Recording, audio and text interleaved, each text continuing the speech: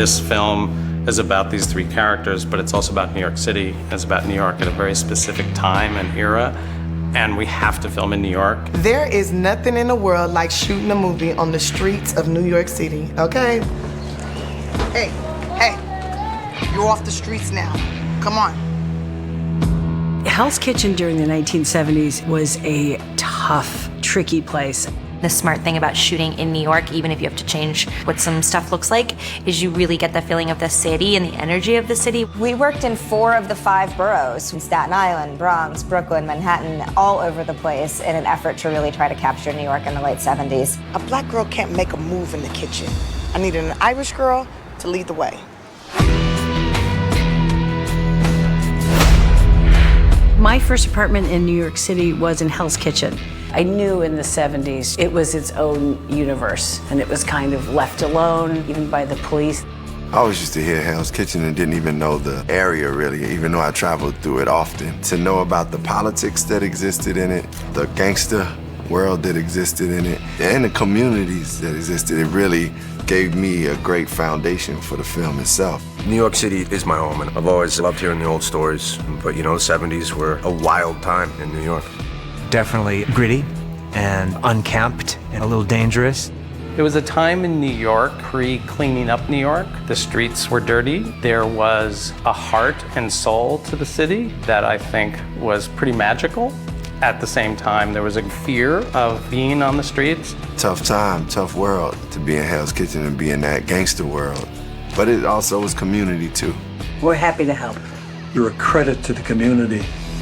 I think what was different was that other populations besides Irish people were coming in, and Irish people and that way of life was threatened. And I think that there was a lot of violence that came out of that as people tried to hold on to what little territory they had. Irish are moving out, new people move in, we're done. We don't have control anymore, okay? So this is about survival. They were pretty indiscriminate on who they hurt. They had a stronghold on their neighborhood, and they had to deal with the Italians. They stayed out of their neighborhoods, and the Italian organized crime would not come into Hell's Kitchen. It was so rough and kind of unmanned and a bit of a war zone. New York was almost bankrupt at that time. Everything had kind of gone to rack and ruin. There was a big garbage strike that happened, and I think it was 1977. If you see any kind of photography or films, it's just trash on the streets. It's everywhere. That's why there's plenty of trash in our movie.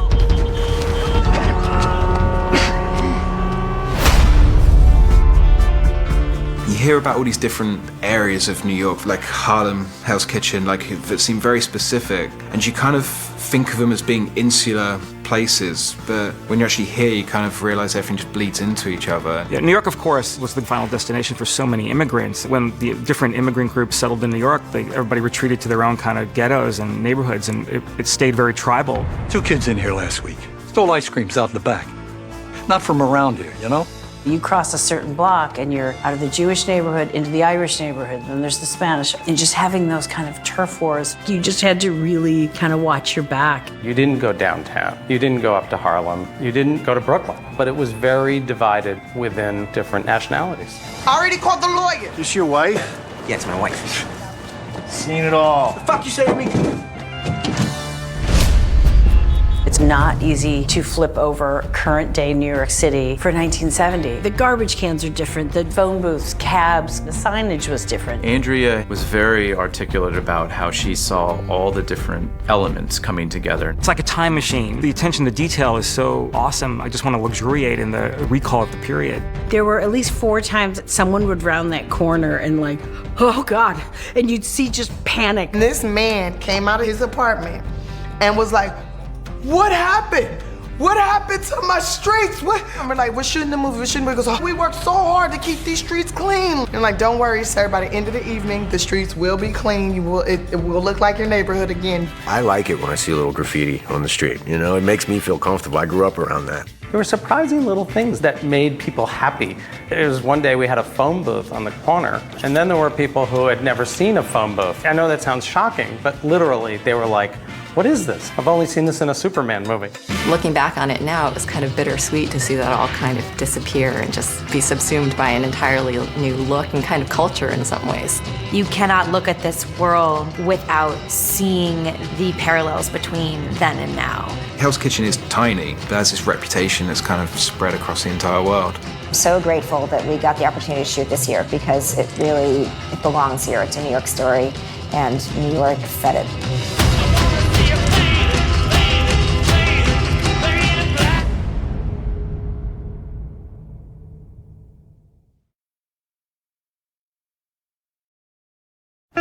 Alfonso Coretti. You girls have been very busy having a new movie. Mrs. Brennan. I won't bite. Claire, you're the one I have to watch out for, aren't you? I had been thinking about directing for a while, and it was really about finding the right story. You done, Jackie? I'm gonna pretend I didn't hear that. I can say it louder. Cut.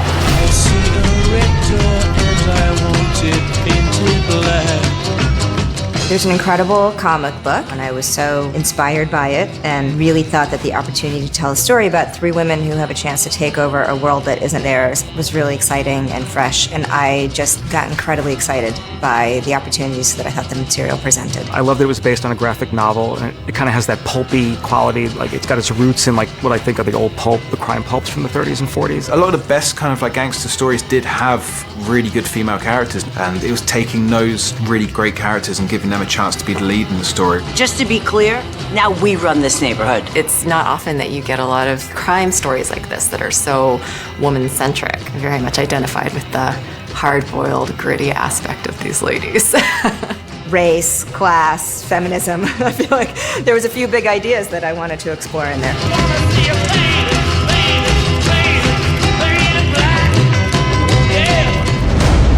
Mob movies are amongst my favorite types of movies, but I've been cautious about the violence in the movie. Yes, it's violent. Yes, people are dying. We're not showing heads blown off and that sort of thing because I'm not interested in it.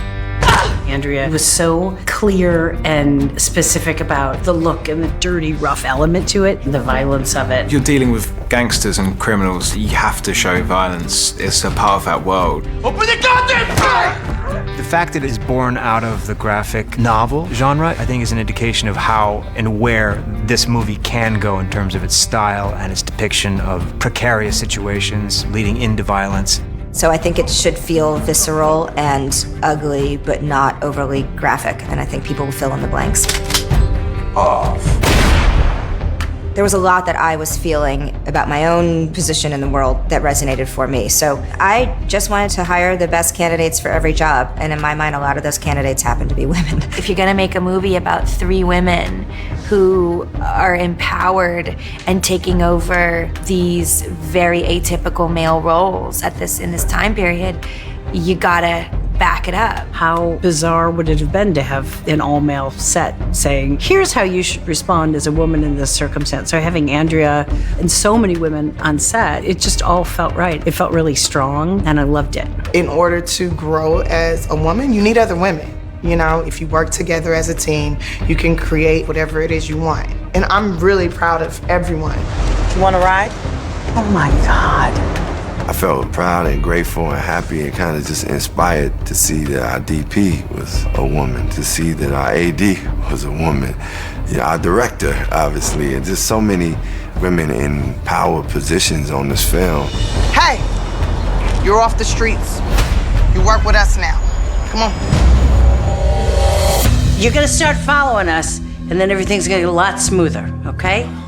You gotta trust us, right? If you're ever going to be a first-time director, my big recommendation is to work with Melissa, Tiffany, and Lizzie because they make me look good every day. They're all so phenomenally talented. Don't make me have to tell you again. Part of what I have found most surprising and most absolutely thrilling is how much they genuinely like each other and how much fun they're having together, and you can't manufacture that.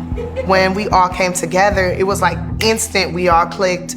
We were laughing, enjoying each other. So I was really pleased and like just thanking God for sending me such great co-stars. You free? Yeah, I'm free. We got a problem.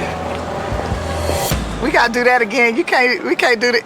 Dr. Dre was playing all through that. Tiffany, there's just no censor or filter on her, and she's so bombastic. And Elisabeth, she's a super, super funny, really nice, like chatty person, and I just had the best time. It is so much more fun than I could have imagined. Literally between takes, we do nothing but talk and laugh and have a great time.